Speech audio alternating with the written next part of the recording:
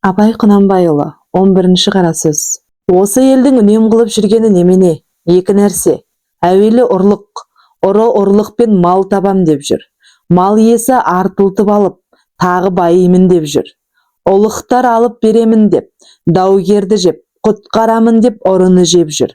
Қарапайым жұрт ұрлық айтып, мал аламын деп, ұрыға атымды сатып, пайдаланамын деп, не өткізбесін арзанға түсіріп алам деп жүр.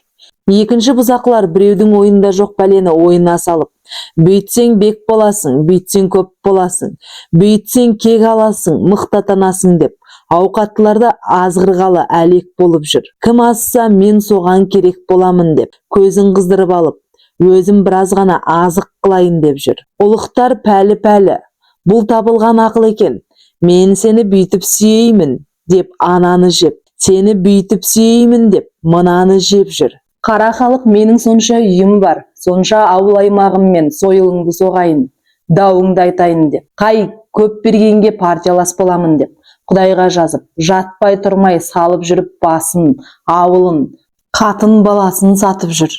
Осы бір ұры бұзақы жоғалса, жұртқа ойда түсер еді, шаруадағылар еді.